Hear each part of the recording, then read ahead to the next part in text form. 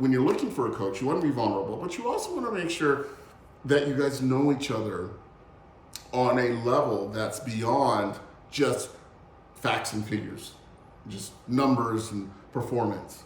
And look at it as a relationship where a very good coach or consultant should come alongside you. You should walk together. Becoming a master is not about doing 4,000 things. It's about doing 12 things 4,000 times.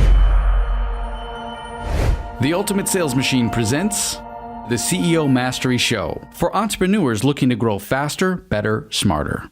If you would like to have a profound breakthrough in your business, talk to our team live by visiting chetholmes.com/breakthrough.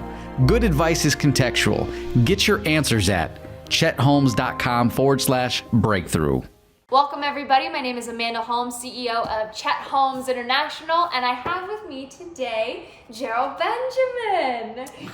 It's such a pleasure to bring Gerald on because we talk so much about growing businesses, and yet rarely do you get to actually see the people that grow all of our wonderful clients. It's kind of bizarre that we haven't done this earlier, yeah, right? It's a little strange, but we are.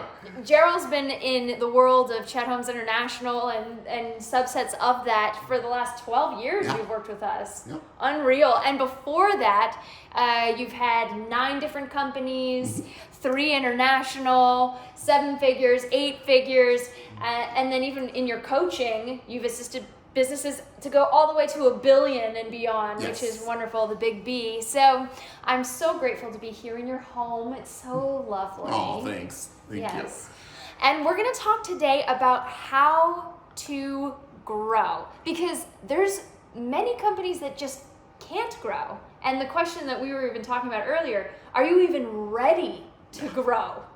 That boggled my mind a bit, right? Because everybody says, I want to generate more sales, but they're sabotaging themselves in the process. So can you share a bit about what it is that business owners fail to accomplish that stops them from getting, let's say, $1 million and they're trying to get to 5? Let's just...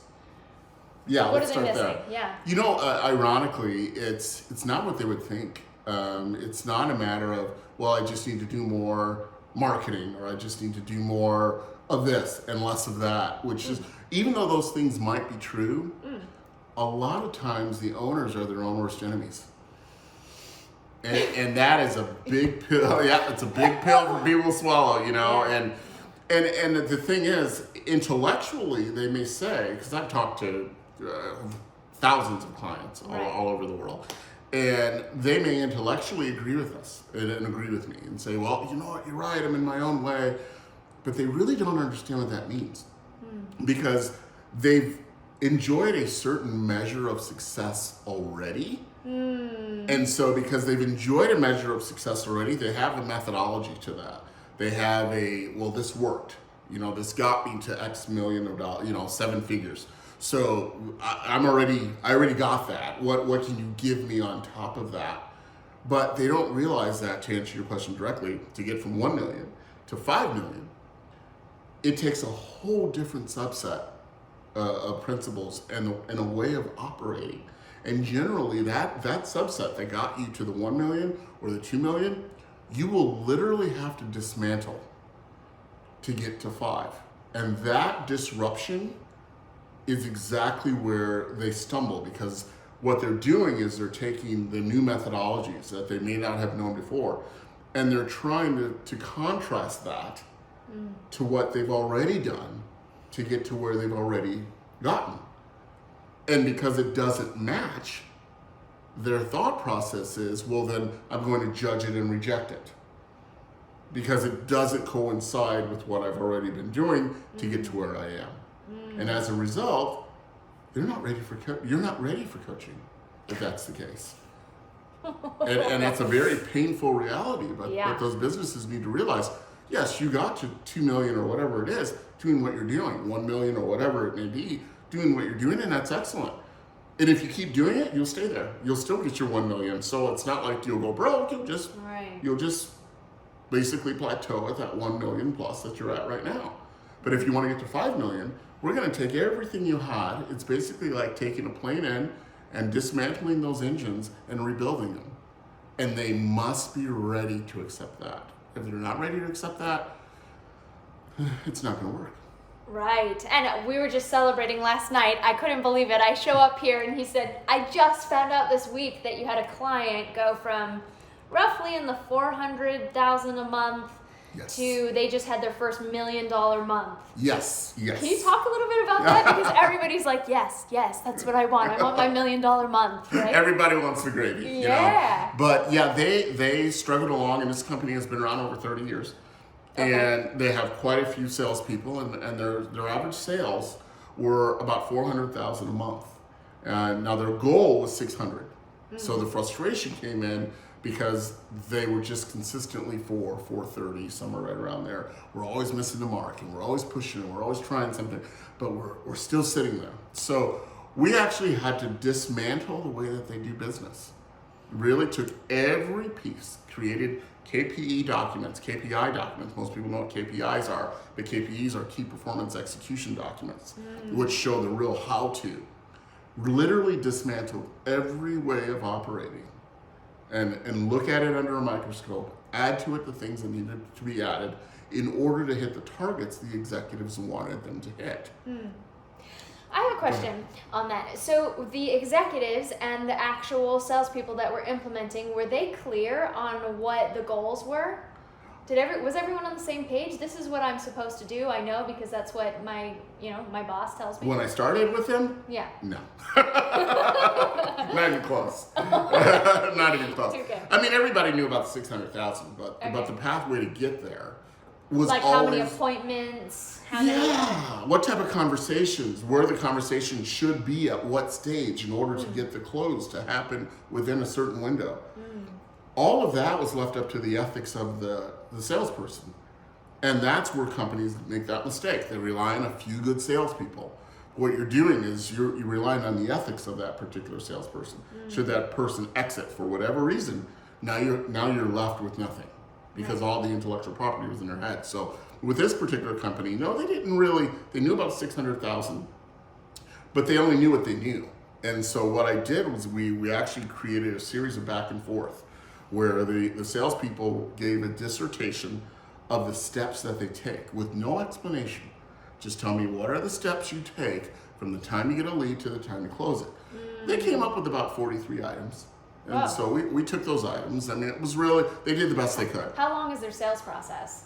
Their sales process for this particular company usually takes from the inception to closing is about 45 days. Okay. So they have it laid out. Okay, well, this is what we do. 43 steps. Yeah, these are in 45 days. steps. How we Wow, do that's it. nearly a step every single day. Yeah, a lot of it is background steps. Okay. You know, so how to research the ideal client and all of Okay. those, and some of it was very good. You know, this is what we do when we research. This is what we do when we do this. And this. So we had it all laid out, but without explanation. Okay.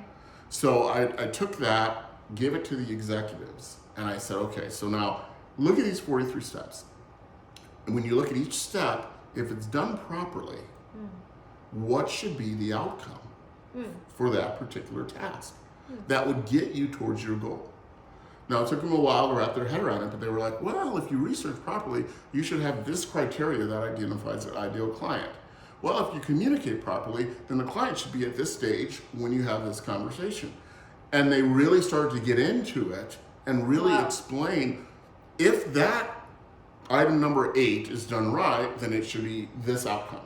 Wow. And so through a series of meetings, I had the executive team articulate exactly what should be expected. And they did it, and it was painstaking in the beginning, but they finally got it. Once they did that, I went back to the sales team, and I said, okay, here are your 43 items. Here are the expectations of the executive team.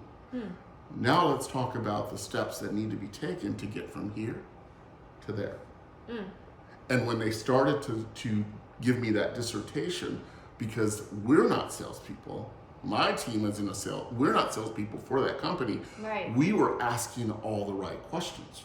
So we would assume no factors. I love that. I just have to stop for one moment. So recognize, so Gerald's the top. I mean, one of our top, high demand. You're not telling them what to do. You're evoking it from them, right? Ah ha ha ha.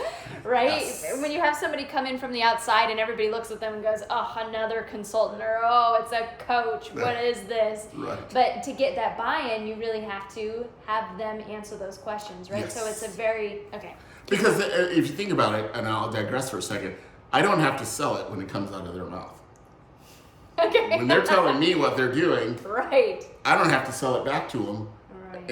and say this is what you need to be doing. And that's another issue that companies have when they grow. They think that I can just tell me. People don't respond to that. Executives. So when executives tell the staff, this is what you need to do. Oh my gosh. They don't buy into it, and if they do happen to perform it, they're always going to perform it under the thought process of, well, it's the executive's fault if it doesn't work. Because I didn't come up with it, they did. The responsibility. Yes, and that's why it's very difficult for companies to get their entire corporation to own it. And they start relying on a few good people. But if you do this methodology I'm giving you now, Yeah. by default, the person who's speaking takes ownership of what needs to happen. And we do this from the outside because I'm going to ask those questions that most people in the business would glaze over because they do it every day. Yep. So they're not thinking about all these details because they just perform the same Right. function And every then day. as an executive, you're stuck with that person because they just have done it however many years, right? And you just never know, how will I be able to replace that person or scale or duplicate that person? Yes. Or get out of their head what the steps are in a finite enough detail to bring somebody else in and hand them the document and get the same level of performance. The way I illustrate to a lot of the CEOs is I'll say to them, it's kind of like driving a car. We've all been driving cars for decades. So for me, if you live 10 minutes away and I said, hey, I'm coming over right now, you know that within 10, 11 minutes I'm going to be there. Because I don't have to go through all of the steps to drive a car. I've been doing it for decades. Right. But now there's a 14-year-old or a 15-year-old that wants to drive a car, you have 10 minutes to give them a verbal dissertation on how to drive a car. Would you give them your keys? Absolutely not. And you're not even paying that 14 or 15-year-old, right? Right. You're not trusting, you're giving a salesperson and paying them, saying, here you On go. top of it. Yes, on top of it. You wouldn't do that because even though you know how to drive a car, Right. you know that there's all kinds of details you're going to miss because you're so used to it. Yeah. It's the same thing when we do dissertation like this, when we're talking to clients and we're talking to sales teams like with that particular company. Yep. They would start using phrases that were not familiar to the outside world. Oh, okay. And they started using terminologies in the ways that they would work, that the definition of that wasn't very clear. Unfortunately, because we're on the outside, Yeah. we could arrest it and ask them, well, what does that mean? Well, break that down. Well, what do you mean by that step? What's the outcome of that step? So by the time we were done, it was a full-on dissertation of exactly what action steps needed to be taken to get from here to what the executives wanted to see. And because it was the sales team that gave us the dissertation, they had already bought into it. So I didn't have to sell it. Bravo. It's a great trick. And once they had it, Okay. they felt ownership of the document. Wonderful. And when they took it to market and proceeded to follow it, Right. they ended up not with 400,000 for the following month. They ended up at 1.3 million. 30 days later. 30 days later. So good. And now they're rolling and everyone's excited and pumped and they're doing it again. So Wow. yeah, it's good. Wow. That is so powerful. So another thing that we talked about before we went live was this concept of, are you even ready to grow? And are you ready to be coached too? Can we dive into that a bit? Can you tell the pie? I really like to. Oh, the pie illustration. Yeah. Yeah, this is something that's really important for CEOs to recognize. What I'll usually do before I coach with them is there's a mental state you have to come to, a mental place you have to come to even be able to accept new thoughts and ways of growing. So I tell them to illustrate, make a circle.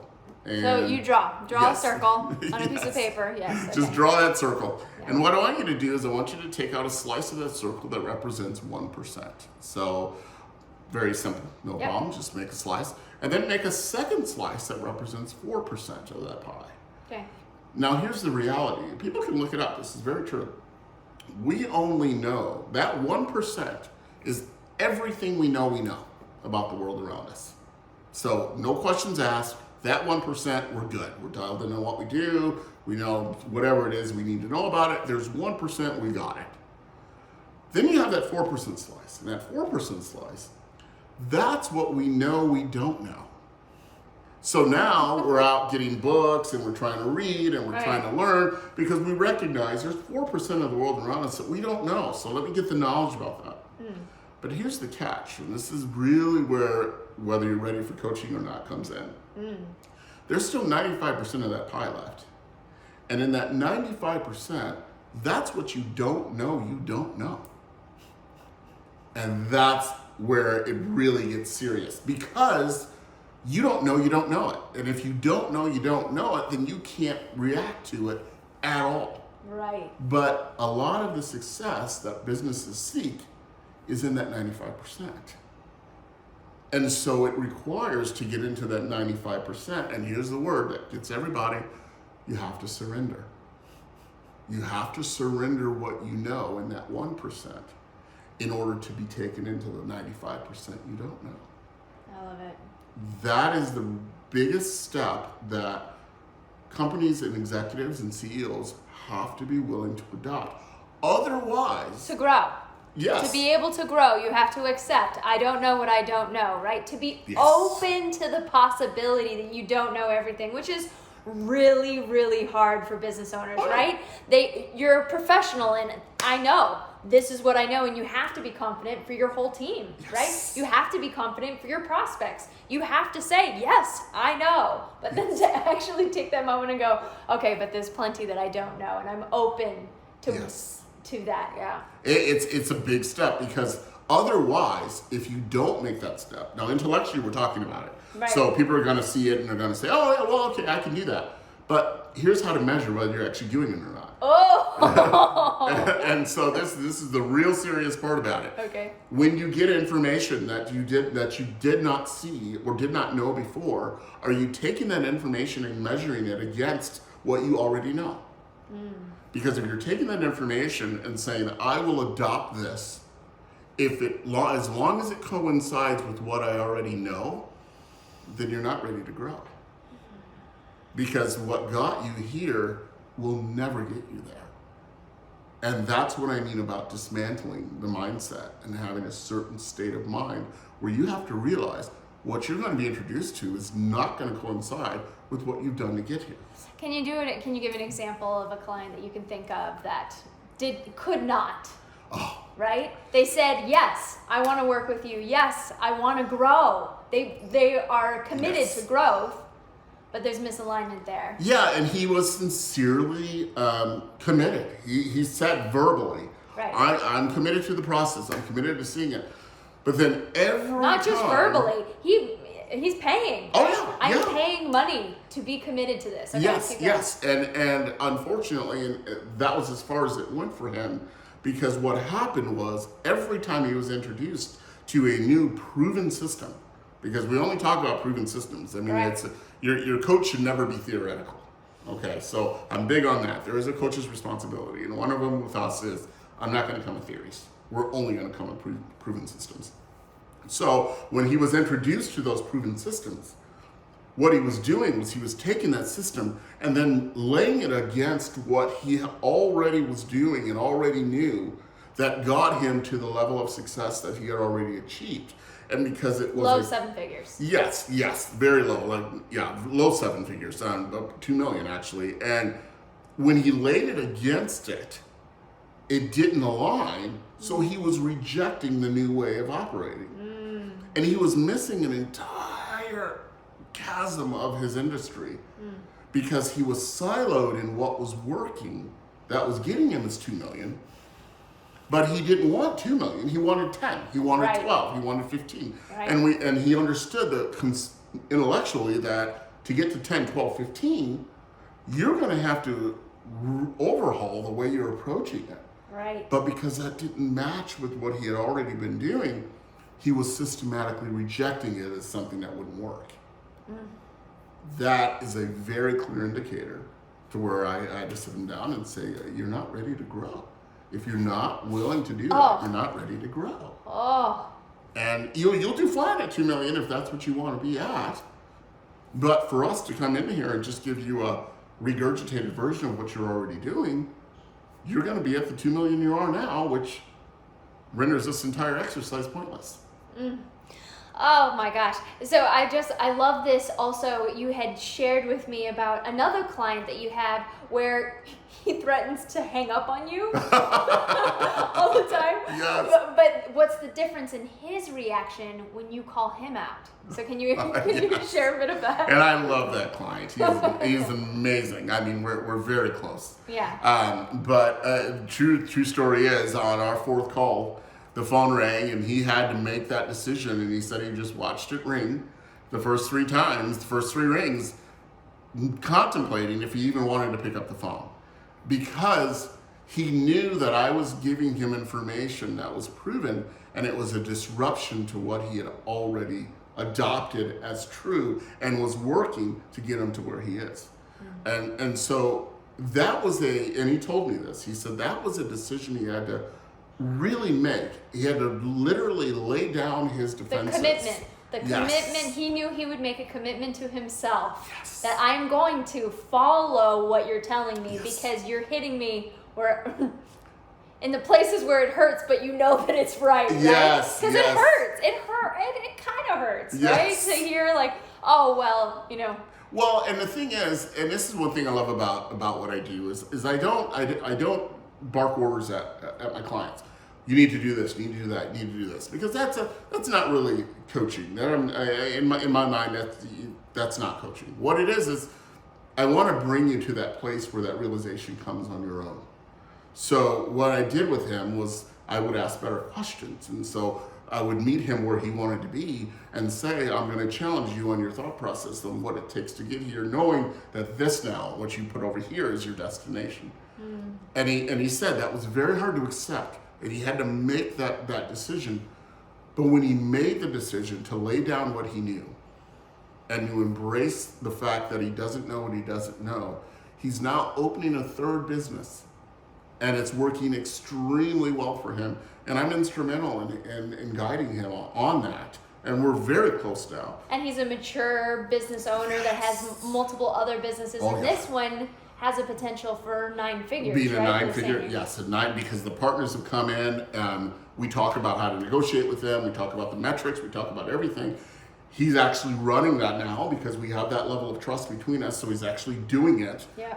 It's bringing back this yield for him now. And he's one of my best clients. We've been together, very long time, and it works great for him. So, but it was that shift. It was when he was sitting there watching the phone ring on call number 4, saying, "Do I want to pick up this phone? Because I know he's going to challenge me, and am I willing to accept the challenge that he's going to throw at me?" It's so interesting, because I thought that I would come into this saying, here's what you need to know to find a coach. But what I've found from our conversation is, what do you need to know within yourself to know if you're ready for a coach, right? That's been really powerful. That's really it. And if you're really ready to take that type of really humble approach to your own business, how can I serve my business better by changing the mindset I bring to the table? You can grow as big as you want to grow, but it starts there.